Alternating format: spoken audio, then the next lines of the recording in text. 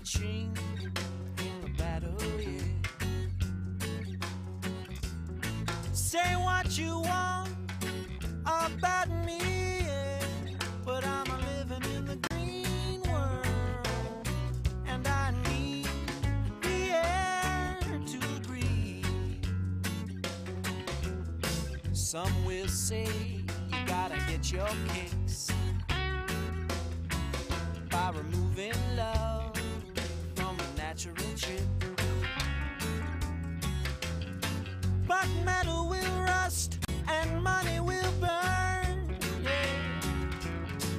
And on the final page I ask, were you living in the green world? And did you give some in return?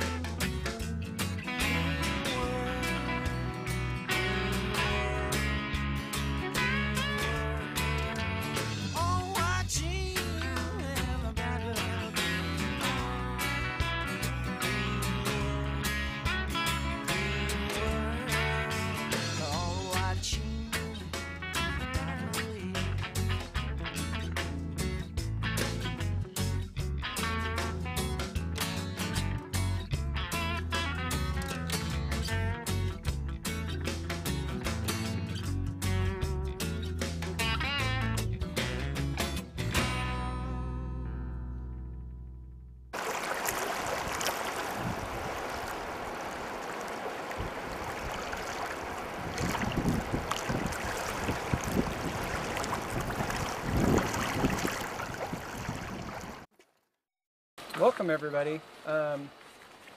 So we're at Butte Creek, and this little chunk of land is managed by Salem BLM. Most of the work we do is at Mount Hood National Forest, but Bark also monitors some of the sales in the BLM land surrounding the Mount Hood National Forest. So Bark is a grassroots nonprofit that monitors the forests of Mount Hood National Forest and BLM land surrounding that. The work we do is really twofold. Part of that I consider, I'll call ground truthing, which is coming out and visiting these sales, getting a feel for the place, and then when the Forest Service or BLM puts out their documentation, their environmental assessment they call it, that outlines why they want to log the area, we read through that and we write comments based on that. We go through that whole process behind monitoring the timber sale and seeing the effects of it and so forth. The other, and we'll talk about that throughout the day, and the other component of that is just public outreach that we do, and that's such as we're doing here today with a public hike. We do these second Sunday of every month. We also have a website. We monitor all the timber sales going on in Mount Hood National Forest and in the surrounding BLM lands, and we have all those on the website for the public to view. We also table at various events. We have canvassers to go door to door to keep the public informed about what's going on out in our forests. So you know, at the very least, we're trying to keep people informed. At the very most, we want people to come out here and be involved in their public lands. I'm on the timber sale committee. Been working with Bark for a while now, and I'll be leading the hike today. I'm a bit of a plant nerd, so I can ask questions too about any plants that we might see. I quite enjoy that. So you could point out little things and go, "What's this?" And I'll try and answer you. So we're here at Butte Creek, and like I said earlier, this place is managed by the Salem District of the Bureau of Land Management. Logging and mining? Logging and mining, as it's also known. So the BLM is a little bit different than the National Forest. The BLM is in the Department of the Interior, and National Forest is in the Department of Agriculture, right? For all practical purposes, for today's purposes anyways, they're pretty similar. They all have to go through the NEPA process, which I'll talk about in a little bit, which is, writing an environmental analysis to justify their reasons for logging and go through that whole process of public involvement. They have to adhere to the Endangered Species Act, the clean water thing. So yeah, all those federal regulations, both of the agencies would have to adhere to. Butte Creek is one of my favorite places. I just got to see it last Sunday. It's the entire sale is 521 acres, and we'll be visiting 110 acres, which is just in this one unit alone. I don't know if you noticed right before we turned off there's a really small unit that they logged completely. It's on you. If you look on your map, you'll notice it's Unit A or Unit 1. They changed those unit names a lot between EA and the decision rationale. So that unit has been logged, and then the southern portion of this unit is 21 acres, and it's all been skyline logged, which is basically logging on steeper slopes, but instead of using a hauler to haul the logs out by like a machine, they're basically a skyline corridor, so they rig up a pulley system and the logs are dragged up the hill. And we're gonna see that in a little bit. And unfortunately, it's the nicest bit of the sale is what they came after first. So it's 21 of the 110 acres have been logged here. This sale was sold to Freris Lumber, and they began logging late summer last year and into the fall, and they just did the skyline portion, and they're hoping to finish up in 2 years. So at this point, we're outside of the sale a little bit. We'll go up the road a ways, and we'll get further into the sale. So this sale came up in like '95, and we've been working on the sale since then. So we went through the whole NEPA process. Like I mentioned, they come up with an environmental assessment, which is basically their reasoning for logging the area. And we come out, we check out the sale, and disagreed with the sale, largely based on this particular unit we'll see, and we'll explore all those reasons as we go along today. So here's a little subtle difference between the BLM and the National Forest. After it goes to the environmental assessment, we comment on it, we say we think this sale is junk for reasons A, B, and C. They come back with their decision rationale, which basically says why they still think it's a good deal, and they're supposed to answer all of our questions and say why those are issues or non-issues. So we went through that process, and they dropped a few acres, they dropped a mile of roads, but it still wasn't really that great. So we protested the sale, and we protested the sale largely on, there was some survey and manage standards that came out in 2004. Well, the original survey manage standards came out in 2001, and that's basically to come out to the sale, and they call it look before logging. So you come out and you look for endangered species or sensitive species or indicator species and so forth. IBLA is a regional body that looks over a bunch of different districts. And we sent our protest to the IBLA based largely on the survey and manage standards. And the IBLA confessed that there was problems with the sale, but said that it was more for the courts to decide on. So they took a step back from that, which I think is really funny and really enlightening into how bureaucracies can work. Who is the IBLA? The IBLA is the Interior Board of Land Appeals, and so it's just a larger body. They looked over a bunch of different districts for the BLM. Are they part of the Department of Agriculture? No, I think it'd still be the Department of Interior. Yeah. So we tried to get the appeal based on that, and our appeal was rejected. So the next step in that would be to litigate. And unfortunately, Bark tried to litigate on this sale. Well, basically, we tried to find a lawyer to do so. But a lot of lawyers Bark is in a situation where we have to find lawyers that are pro bono. And unfortunately, do it for free. Yeah, do it for free. And unfortunately, it wasn't really a super tight case. So for a lawyer to do a case pro bono, they're not getting paid from Bark. They will only get paid if they win the case in court. Then they're paid by the federal government. And so unless it's like really a sealed up deal, a lot of times they just won't take those cases. And that's what happened with Butte Creek. So unfortunately, Butte Creek was not able to be stopped. And at this point, 22 acres of it have been logged. The sale was like 500 plus acres. Is that all slated to be logged at some point or another, or do they just get little portions within that? No, the sale area is a little bit larger than that. It's like 1,800 acres, and there's 521 acres in total that will be logged. Initially it was 700, but from that period of going through the comment period to when they came out with their decision rationale, they dropped 189 or 179 acres. Unfortunately, those acres were probably the stuff that we would be the least concerned about. They dropped this stuff where it was like the 40 to 60-year-old trees, super thick stands. So they took away that, but then, you know, they left intact all the old growth logging in this area. We have another timber sale down the road practically from here called Annie's Cabin, which actually we were able to find that there was a very good case against the BLM for that timber sale, and we do have litigation in process right now to try to stop that sale, and people are really hopeful. We have an attorney who did take that sale, one of the best attorneys, which is really exciting, and I think actually we're gonna do really well with that, which will be awesome because you know, when we can win those lawsuits, it really sets a really great precedence around the whole area. So we started out in Portland, and we got here on 205, and we took 205 south through Oregon City. Down here is Malala, so we went through Malala, and right here this little town called Markham. And just past the town of Markham, we veered left toward this town called Scotts Mills. But before we went to Scotts Mills, we went along right here along Butte Creek, just a little bit past there on Maple Grove Road, and we're about just 3 miles outside of Scotts Mills, right here on Maple Grove Road.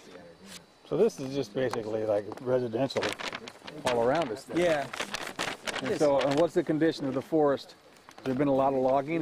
Because I see, Yeah, I can see through there. There's hardly any trees around. Yeah. So is this the last old growth area? Yeah, you see they thinned across the road there, which is private land.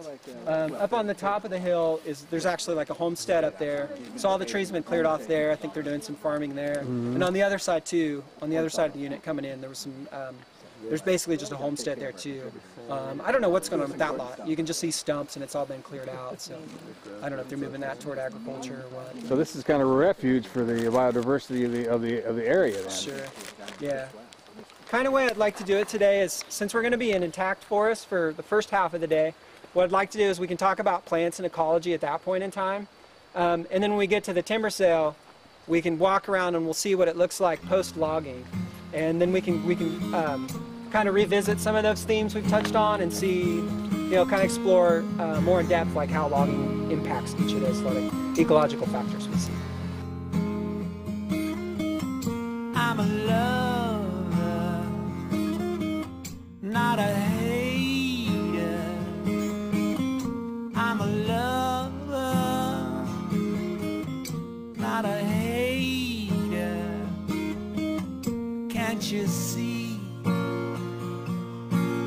Can't you see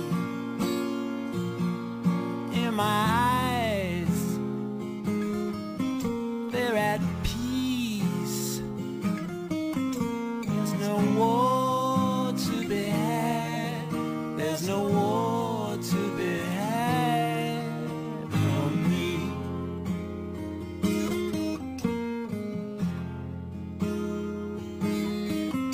I'm a lover, not a hater.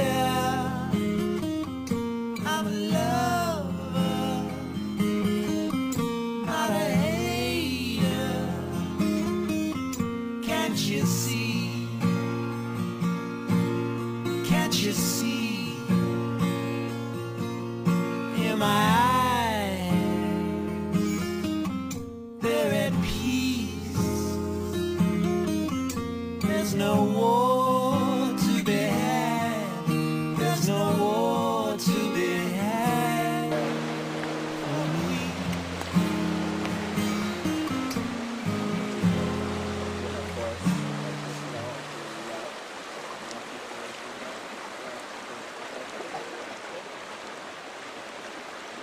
At this point, we're not really in the sale yet at all, but I wanted to come down here and visit the stream because you got to come visit the stream.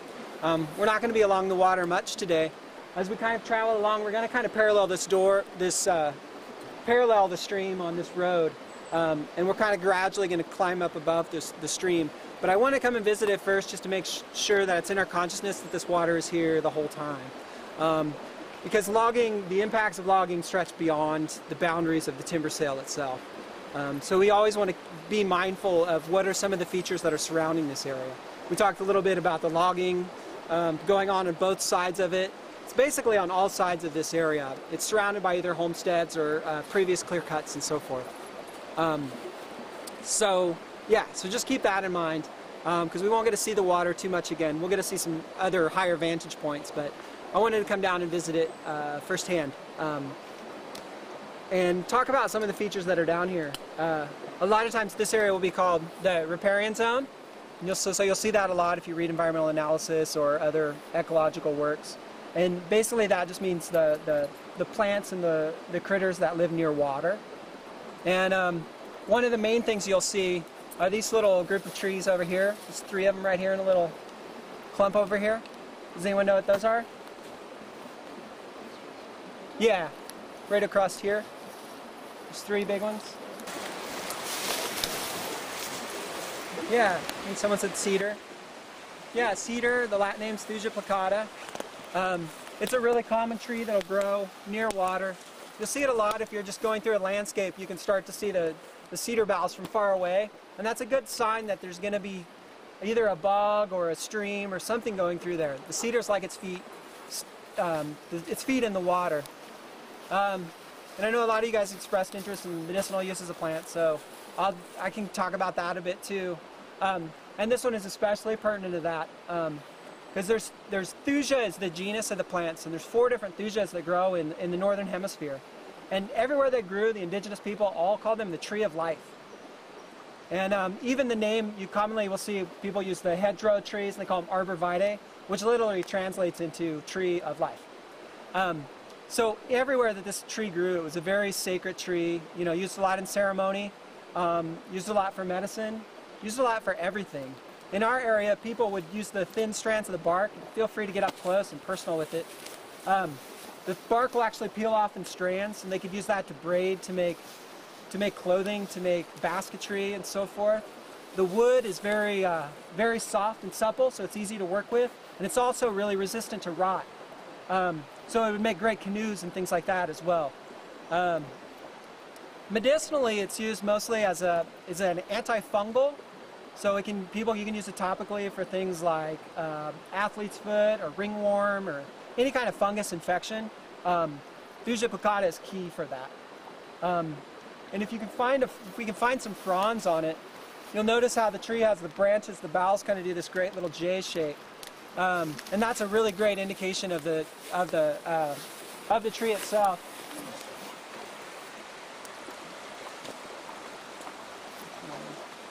And you can note on these how the fronds are quite different than most other conifers. They're kind of pressed to the tree, or pressed to the stem. So they kind of look like a braid flattened. It's always kind of envision them. And if you look on the back side, some people say it looks like these little white butterflies on the back side of the frond. And that's the part that most people use for medicine, is the actual fronds itself. So that's where the antifungal, you would prepare that somehow to make Yeah. People would either tincture it, or you could make a strong decoction, which is, it's like making a tea but boiling the plant matter in the water. And if you take that frond and just crush it up and take a nice whiff of that too, it's extremely aromatic. And another thing that it's used for is a lot of plants that have that high resinous aromatic smell to them are really great as an expectorant. So that means basically it helps you cough. Basically just kind of irritates your lungs and helps push mucus up and through. So you can do things like make a strong decoction or put some tincture in warm water and do the whole towel over your head thing and inhale those vapors, and it just gets stuff moving. It'll clean the mucus right out. It's potent medicine. People use it as an immune stimulant too, so the first onset of colds and things like that.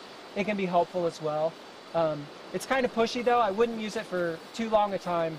Plants that have those high resins aromatics, when you pee that out, it goes through your kidneys and it can kind of settle in your kidneys and irritate your kidneys over time. So it's something I wouldn't suggest using for longer than, like, say, a week. Do people take it internally for fungal infections, like athlete's foot? Yeah, you can do it. Well, no, that you would do topically. Yeah. But yeah, you can ingest the plant too. You put it in salve or something like that. Yeah. Or you do like a decoction and just stick your feet in it. No. Yeah. Yeah. I've never tried to make a salve out of it. I don't know how that would work. A lot of times those plants that have those high oils are better extracted with alcohol. We could talk about another tree though across the way there. There's 3 of them close together there at the white bark. Not as much to distinguish them at this point in time, but if you saw little small brown woody cones, which I'm sure we could probably find, they produce almost looks like a cone like a conifer does, but it's a deciduous tree, obviously, because it has no leaves. And that's, anyone know what that is? Yeah, it's the red alder. It's another tree that's a streamside species. Strangely though, I think with all of the disturbance that man has created, alder also is a very fast growing tree. It can reach that height in like 60 years. So it's become a tree that's moves into clear cuts and things like that too. It has symbiotic relationships with nitrogen fixing bacteria. So it can put a lot of nitrogen into the ground and help rebuild the soil. So it's finding a great and useful role in timber sales as well. Well, post timber sales. And people did use indigenous folks did use the red alders. Mostly the bark was used. You'll see it a lot that it's an emetic, which basically means it makes you puke. Back in the heroic days of herbalism, they would take things like emetics, basically just like, I'm sick, if I puke, I'll just puke it all out and I'll feel so much better. But it's kind of fallen out of favor in these days. It's not used so much anymore. But it is also an astringent too, and it is serviceable for that. So astringent is just something that's you could use topically if you think witch hazel. Something for superficial wounds and cuts, sunburns, things of that nature.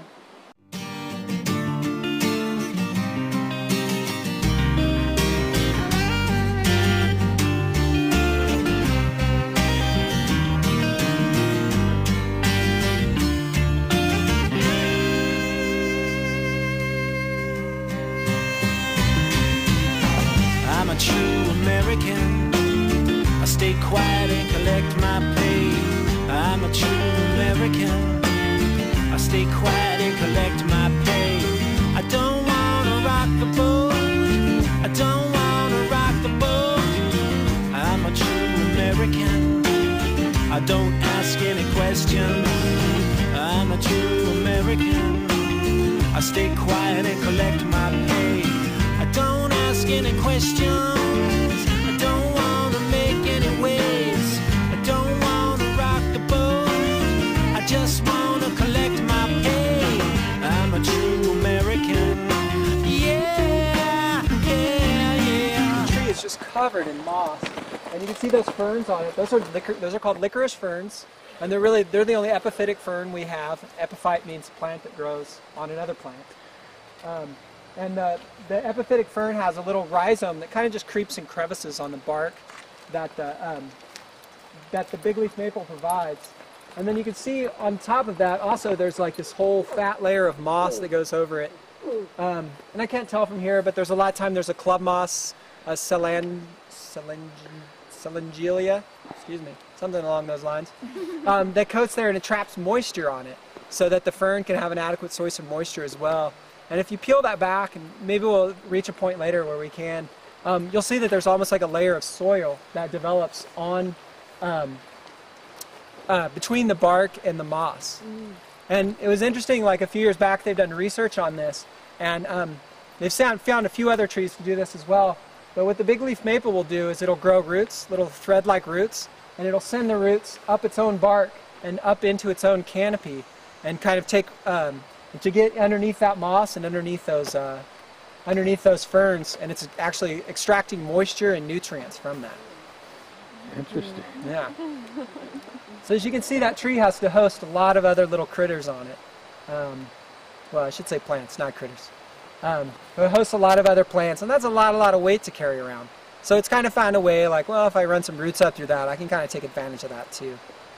So yeah, it's a new interesting development there, and we're not exactly sure how that came to be, but they found that alders and I think black cottonwoods as well can do that. Send the roots back up. Yeah, just send the roots right up their own trunk. If you have a delicate touch, which I seldom do, but you can see right there as I pulled that apart, there's that inner cord that presents itself. But if you pull on it gently enough, it's a little springy, and you'll find that inner cord in there. And it's exclusive to the Usnea genus. And I would just ask that instead of like doing that number and potentially like getting your tongue and stuff all over it, you could put a couple drops in that little pivot in your hand and do that number to taste it. What is it? This is Usnea. It's a tincture. It's an alcohol-based extract of that plant. What's it used for? Good for? Mostly it's an antibacterial. Mostly it's used for lung infections, pneumonia, just any kind of lingering lung crud is when I would use Usnea. You could also use it topically. Primarily folks use it for like staph infections. So if you get a wound or whatever, it starts to get big boils or carbuncles on the top of it. Usnea is great for topical application there. And there's some studies that have shown that it does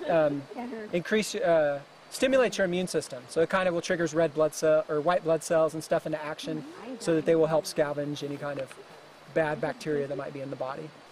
A greater way of understanding the plants by ingesting it. It's kind of just experiencing nature in more than just our it's another sense perception of plants.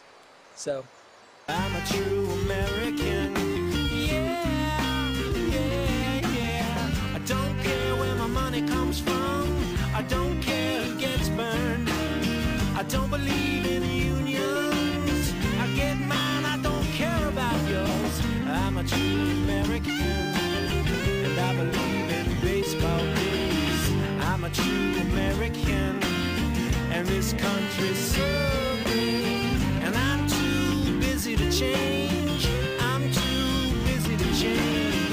I'm a true American, and the earth has got to pay. I need a cedar deck in my backyard. I need to drive an SUV. I need 400 channels for comfort. I need the third world to bleed for me. I need plastic packaged poison food. I need a strong economy that's good. I need a gun that fires rapidly in case the UN comes looking for me. I'm a true American, and I need to believe. I'm a true American, and I need to believe, 'cause I'm afraid.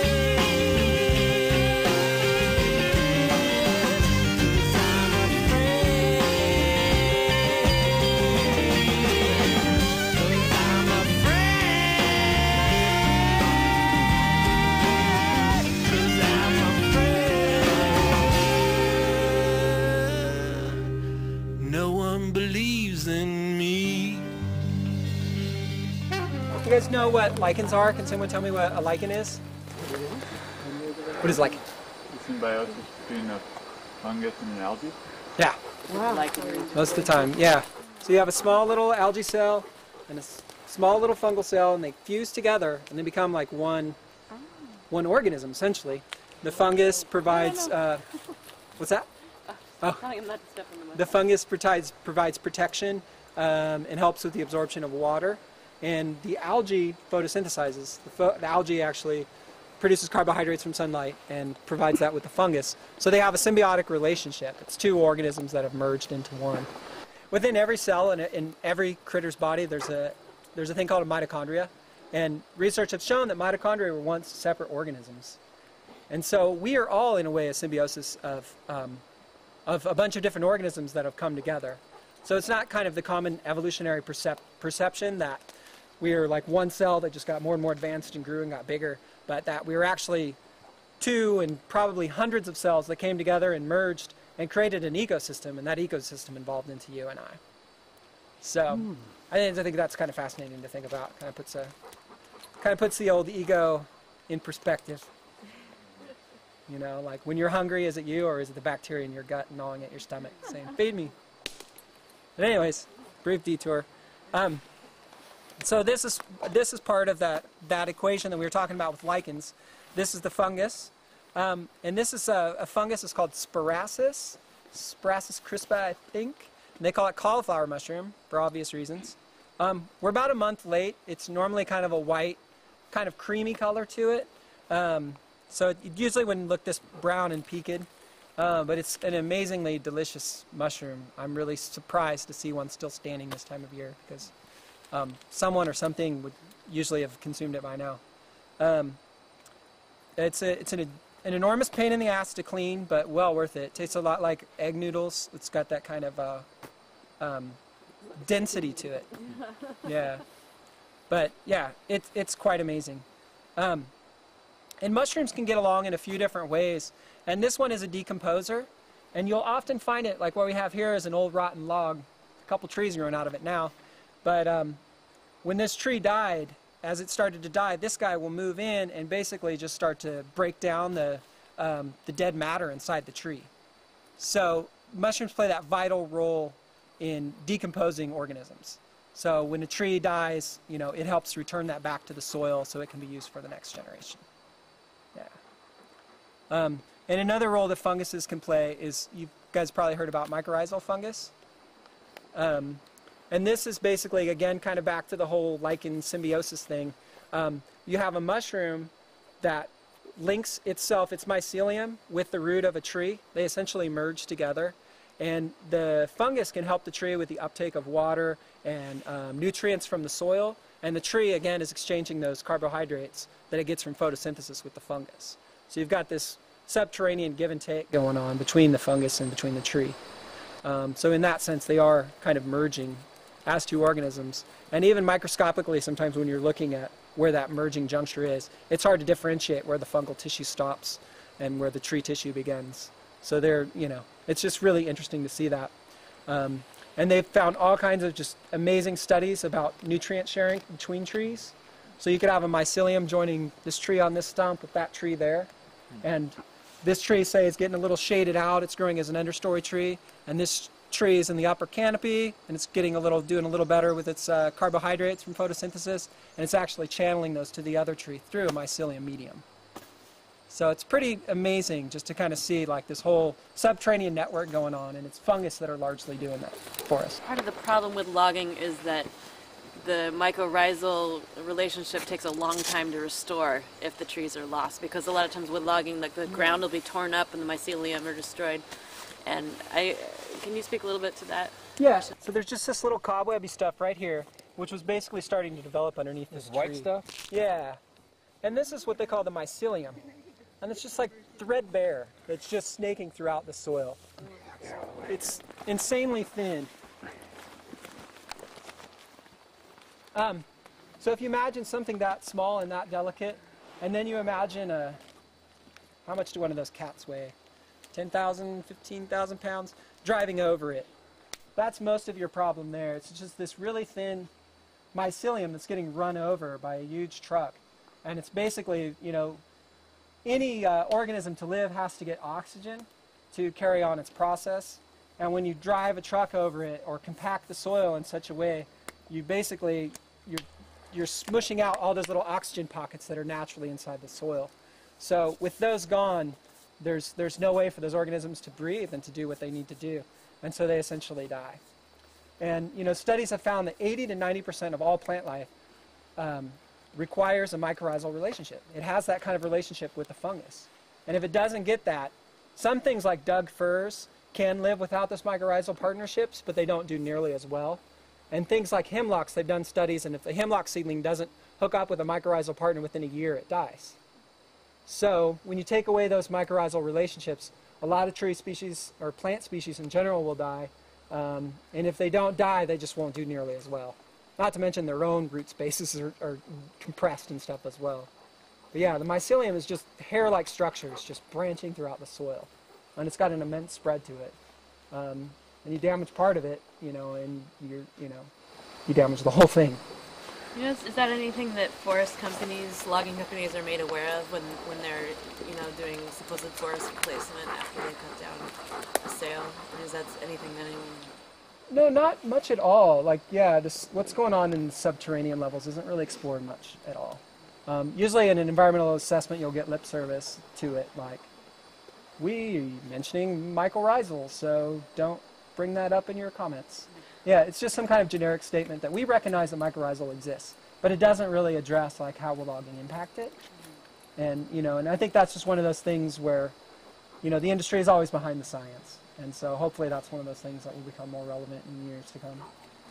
Is the logging method where they haul them out with the pulley things that you were describing before, is that less damaging than the roads? Let's check it out when we get there. Okay. Yeah. It'll speak more seeing it than me talking about it. Some of the Forest Service failure of tree planting, obviously it's because it's hot and dry and the wind and all that, but maybe some of that has to do with the mycorrhizal network being destroyed. And wouldn't that be a way to bring that up into a EIS or a challenge, is to the fact that these trees don't replant well? Sure, yeah, I don't know any specific studies or anything like that, but I guess that's what one would need to establish in that. So, yeah. They're also usually in the planning for a logging project, any replanting that's going to happen is not included in the environmental analysis. That happens later. Congratulations, we have arrived. You probably noticed there's a tag, well, there's a tag right there. It says boundary partial cut area. And if you look to the right, kind of back in the trees there, you'll see these orange lines painted on the trees. It's a really good indication that we're now in the unit. So if you have your maps and care to look, you can see on there exactly where we are on our maps, because you can see the road and follow the road up and see right where that intersects with the timber sale unit. So using clues like that are just really good to help you navigate when you're getting through the forest. And at this point in time, you know, everything should be marked. So we'll get things like these white tags, the boundary of partial cut area. You'll see those on the exterior. And in these units, they're using orange flags. BLM uses a little bit different as far as they indicate the units. And they're using orange flagging that goes from tree to tree. So you can see there's a small tree there with an orange flag. Crosses the road to that white partial boundary sign just down the way there. There's one. And then it goes to this one here. And there's one right up here on the road here. And well, you'll see it as we go along. And then just seeing all the orange painted trees is another good indication. And all the trees that you see marked with the orange paint are the ones that will get to live. No, not all. What's that? Not all. The ones marked in orange are supposed to survive the logging. But if there's a skid trail that needs to go through, they come down. If there's a road that needs to come through, they come down. If there's a skyline corridor that needs to go through, they go down. You will never, ever, ever, you can't go to a sale like this and see all the orange painted trees there after they log. Never happens, never once, never. So those are the trees that in theory might stay. But they are not the trees that will stay. That's a really important difference. They determine that the tree is in the way, is potentially putting a logger's safety at risk. They'll also log it under OSHA standards, which is protecting workers. And before, maybe that happened a couple times, you know, over a couple years. Recently, I have to say, I've heard that more often than ever before. And I keep asking the Forest Service more about how they actually determine that. Does an OSHA person come out and actually say this log is putting a logger at risk? And they don't. The Forest Service determines that. And there's another timber sale, actually a BLM sale that we're working on, Gordon Creek, that has several trees marked to be cut that are very large. And when I asked about it, they said, oh, well, those are going to be in the way of a landing where we'll have the logs later, and loggers will be there a lot, and so it could be putting them at risk to leave that tree standing because it's older and could be falling soon. Are there regulations that dictate how many trees they need to leave standing? Yeah, that will all be indicated in the environmental assessment. And there's lots of different designations for lands too. Boy, I can't remember all the specifics. It's been a while. But I know on this sale, they have a 40% leaf tree retention. So 4 of 10 trees should stay. Yeah. And, well, yeah. Well, I mean, we can imagine now, just imagining, well, best case scenario, that all the orange trees we see are staying and everything else is gone. But we can really see that in a little bit when we get up to the logging process itself. That 4 of 10 trees is 4 of 10 trees in the whole thing. They could put 4 of 10 trees in just one small section of it and then log the rest too. Sure, yeah. A lot of the times you'll go and it will just be in one little area that they left some trees, but the rest of it is totally decimated. So maybe they did leave you know, more trees than you'd maybe expect in, say, a clear cut, but like if you actually look at the landscape of that one area, it's pretty hammered. You know what you're saying about yews and how they tend to die when they're like the only ones left because they're shade trees. Is that also true of cedars? Because I see a lot of the trees that are left, like that one there, that's a cedar, that's a cedar. And when these other trees are taken out, it seems like they're going to be in full sun, and I've heard that they tend to die as well. Yeah. I think that, like I was saying, cedars like their feet wet, and so I think that's just going to be more to like microhabitat drying. Yeah. So when you take out the trees, you know, more sun is going to be hitting the earth itself, and so all that moisture that would be retained is being lost. So that, I think that would be the prime reason that cedars would have a hard time with that. Do they leave cedars for a reason, like that they're not valuable wood, or how was it? Yeah, I don't know. A lot of times what you'll find is cedar's like a minor component, and to enhance tree diversity, they'll leave minor species trees. But for the most part, they just come and get the dug first. So, you know, that's, yeah. So cedars just go left behind for that. But you know, they do log cedars too. There's marked cedars in these units.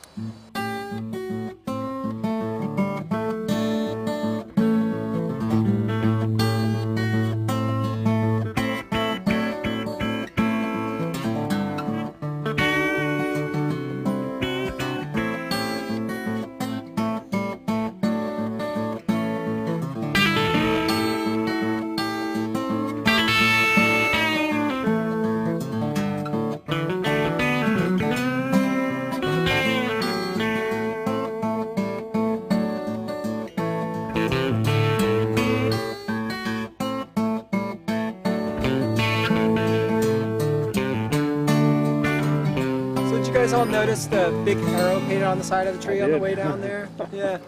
What is and there's kind of a line of pink flagging going across here too. But you can notice just to the side here, there's some, we can see the boundary signs. So the pink flagging is not our boundary.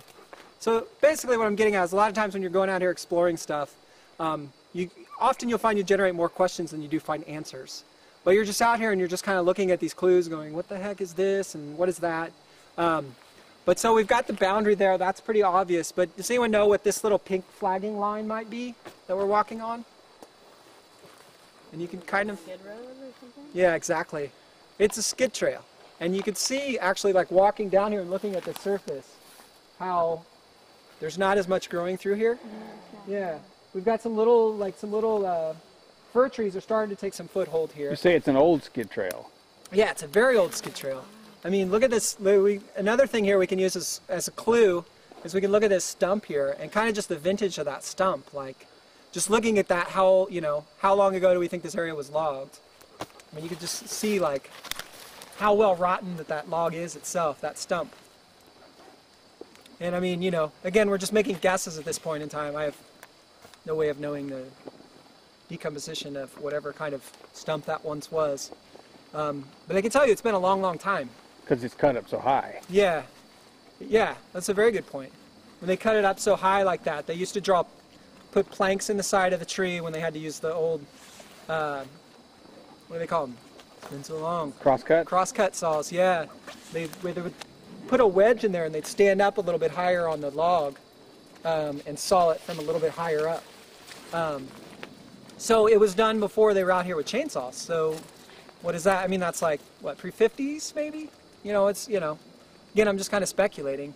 But we know that it's been a long time since they logged this area. And when we look down through this little skid trail here, right down through the road, you can see the trees are just barely being able to take root. And you can see the trees that are outside of the skid trail. Like, look how much older they are. Like, those look like 80-year-old trees. So again, we're just looking at details and trying to figure out, like, you know, how much compaction is going on here, how easy is it for the plants to take hold, when was this area logged, you know, a lot of information like that. And a lot of times, like early on in the process, we're generating these questions so that the agencies, the Forest Service or the BLM, can do their job, and they can come out here and they can answer the questions that we are generating. If that's the case, how many decades have the mycorrhizal fungi not been able to get across here as well? This severs that entire mycorrhizal environment in the forest here, and this cuts off this area near the water and that set of nutrients from the upland portion. So you have these islands underground. You know, they may be underground, we can't see it, But this is totally distinct from here, and they can't interact anymore.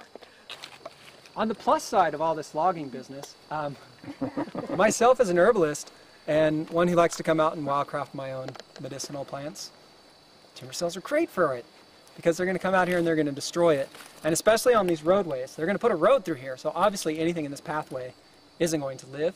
So we're going to kind of cruise around here, and this will be a great place if you guys are willing to eat weird stuff that I grab off the ground. We can do that for a while. Have to come up close. It's one of those plants that you'll find is underneath your feet all the time, but you don't see it so often. It's a mint, classic mint plant. It's this guy right here. And it has those common mint characteristics where if you feel the stem with your fingers, it feels square to the touch. Like you can feel four sides to it. And the leaves come off directly opposite one another on the stem. So you have the stem and then you have a leaf at one node coming off the same point. And if you pick a leaf and crunch it up and smell it, it's extremely aromatic. It's like even more so than like peppermint. And you can feel free to do so if you want to come check it out. It's right along here. It's probably like right along everywhere. Is that the native? Yeah, it is. Yeah. It's a very wide-ranging plant all throughout the Pacific Northwest, down into Mexico. And the name is Yerba Buena, which means good herb in Spanish. But these are miner's lettuce, and it's just one of the best greens that we have in our area. It lives throughout the low elevations in the coniferous forest. So yeah, feel free to try that at any point in time. Just if you do, I'd like to see it before you put it in your mouth. But just make sure you got the right plant. That's miner's lettuce, but you really need the flowers and stuff to be 100% sure that you've got the right plant.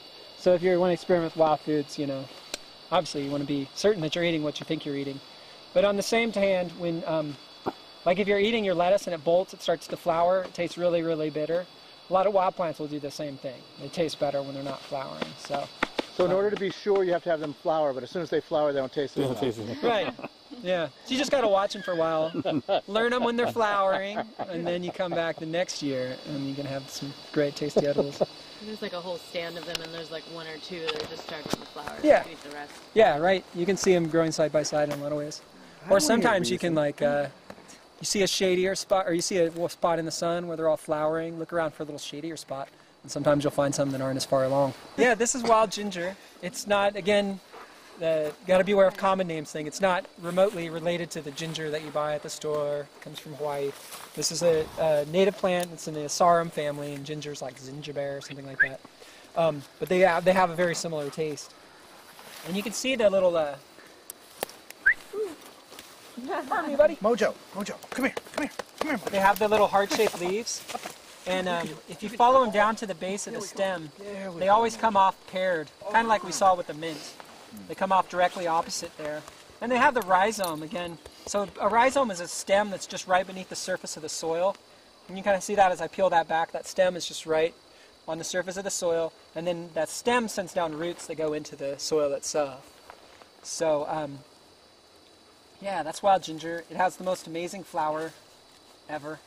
Which the flower sits right on the ground. It's pollinated by beetles and such. So you have to kind of dig around and try and find it, but it's well worth it. Come out here in May. Well, they'll probably be logging. It might not be much fun. But if you find some ginger, check it out like late April, early May, and it'll start to flower. And it's just, yeah, one of the most special flowers. I have some of the tincture here. If you guys want to try some of that. What's the tincture used for? It's very much like one would use ginger. Well, you're going to taste it, so I won't tell you what it tastes like. But wild ginger is like you would use commercial ginger. It's primarily used for nausea. So any kind of like motion sickness, morning sickness, drank too much, you know, just any kind of situation where you're feeling nauseous, ginger's exceptionally well for that. Sick of work? Yeah, maybe. Try to. Yeah. And it's also like if you've ate ginger, had strong ginger tea before, and you can just feel like literally your body kind of start to warm up. You can just feel like heat arise in your body. So people will use it, you know, just for poor circulation. Like I ride my bike to work, and like by the time I get to work, I cannot feel my fingers and my toes. But taking a little bit of ginger beforehand, it gets my circulation going, and it helps prevent that. If you have like a low-grade fever, Like if you have like a 101 fever, sometimes you can take a little ginger, and it basically just elevates your body temperature a little bit and can help make that fever productive, pushes your body to a temperature where you can burn off the microorganisms that are causing that. What do you guys think? I like seeing them ones. I haven't heard any shouts of joy. Yeah, yeah, it's pretty strong, huh? Has it been used, any uses being made for like chemotherapy? Or nausea from that or anything? Oh, I don't know. Yeah. I know hemp is. Yeah, I don't know offhand. Yeah, with something like that, I'd really say talk to your doctor. Mm-hmm. But well, yeah, you would hope it would intense. be. So yeah, right. You know, also you mentioned this is called ginger, but it's not related to the other ginger at all, and that's probably because of its medicinal use. So I've noticed a lot of plants that are called, the common name is similar to another plant, but they don't look alike. So a lot of it might be its usage. Yeah, it could be. There's a lot of different reasons. I mean, sometimes a common plant like trillium, for example, is called trillium. It's called wake robin. Herbalists will sometimes call it birth root. And so, yeah, I don't know how these things get names, you know, but there's sometimes it's people in a locality will give a plant a name, like in Oregon, and then say in Washington State they'll call it something completely different. From a different aspect of it. Yeah, or it could be a different plant on the East Coast and on the West Coast that people are using the same name for different plants. Mm-hmm. So yeah, that's why Latin's really important. So this is Asarum caudatum. What happened? I don't know why that's one. Latin's It's just not often you hear that. Well, yeah, if you're going to ingest any like medicinal plants, you should know the Latin name. That all said, like I would use commercial ginger over this ginger. Commercial ginger tastes sweeter, I think. I think it's kind of a little peppery. I don't know what you guys thought. Peppery, definitely. Yeah, it's kind of got more of a spice to it. Yeah. And it's also, I don't find it that often, and it takes a lot of it to make medicine out of it.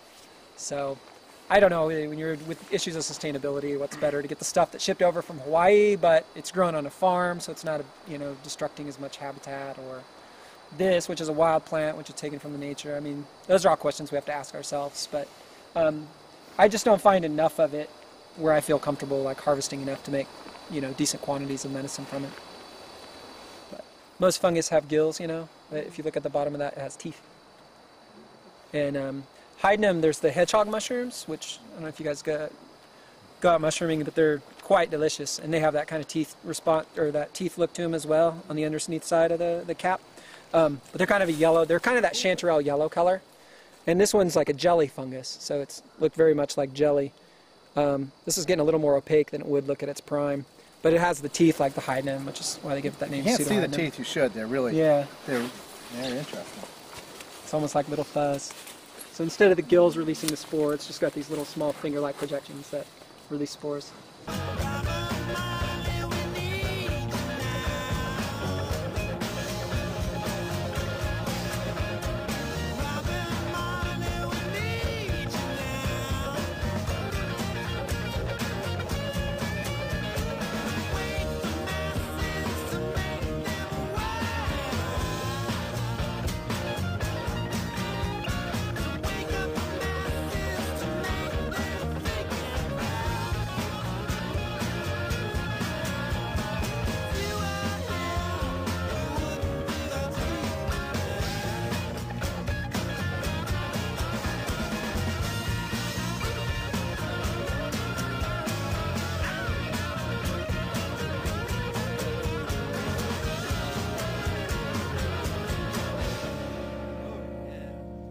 So if you notice off here in the background, you'll see all these trees that are marked to leave.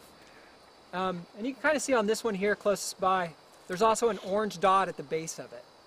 So they mark the tree with the stripe that means to stay, and then they put an orange dot, especially right behind Charlie there. You can see that pretty clear. There's that orange dot right at the base of the tree. They'll do that as well because the trees that have the orange stripe shouldn't be cut.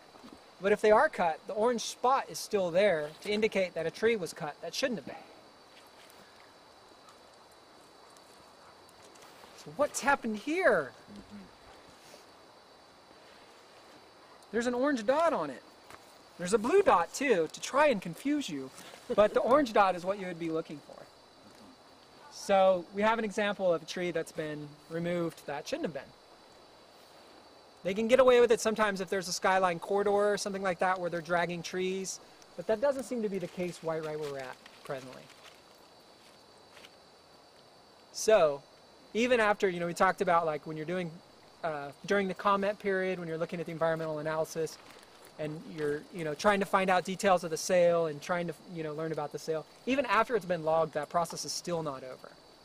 Because when things like this happen, this is, called timber theft. They're taking trees that they shouldn't have taken. They're illegally cutting trees. And this is a contract they have with the federal government. So they're defrauding the United States government. So it's a pretty serious offense.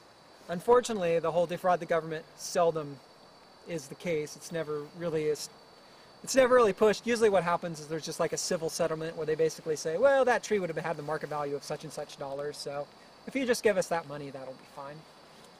So unless, this might, seeing it just coming down this hillside so soon might be worth getting a crew out here and looking to see how many of these trees we can find and documenting that.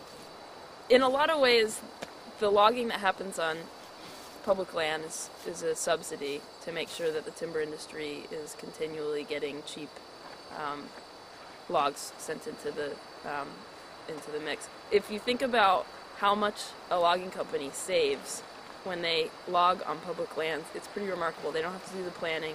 They don't have to do the environmental impact statements to make sure that they're not totally screwing things up when they come in. They don't have to build the roads a lot of the times. They don't have to deal with the roads once they've been used and are left there. And they don't have to often deal with the replanting. Sometimes the replanting is in the contract, but most often it's not. So it's a pretty great deal for the logging companies to be able to come on. As well, they get it at pretty good prices. They auction off, once they go through the whole process, they auction off the area, the ability to come in and log. And they often get pretty good prices for the logs. The other thing that I think is sort of interesting is whereas a timber company usually has to have private holdings and they're paying taxes on that land and it's expensive for them. With the public lands, they don't have to pay for these trees to be standing here waiting. So a lot of companies will bid on these timber sales and then just kind of leave them around for a while and make sure, that they're still able to come in and log. Like there's usually a couple years where they have to come in, but they'll wait until they are having problems on their own private land and come in and log when it's convenient for them, because it's cheap for them to just leave it here standing. They're not paying for anything, in order to have the trees standing here. So it's a great deal for logging companies, which kind of makes you wonder, well, maybe that's where the interest is. The interest is not in ecological reasons, it's not in restoration reasons that we keep having this timber sale program. A lot of ways that the timber sale program is just kind of this like bad habit of the federal government. They keep saying, well, this brings in money for us, but if you look at the cost of administering these projects, they don't make money off of these projects. And in fact, a lot of them lose money for the federal government, so it's costing taxpayers money a lot of the times for the Forest Service and the BLM to come in and build these roads and make these things come together. Particularly when you factor in the fact that if they break a law and we're here to make sure that they're following those laws and we go to court, that's even more expense. And of course they usually turn that around and blame that on us, but we're not the ones breaking the law. So a lot of the times these timber sales end up costing taxpayers thousands and thousands and millions on a national forest level. And that's one of those things that doesn't really get enough. I mean, people don't even know about that. A lot of people don't even know that this is happening on the public lands.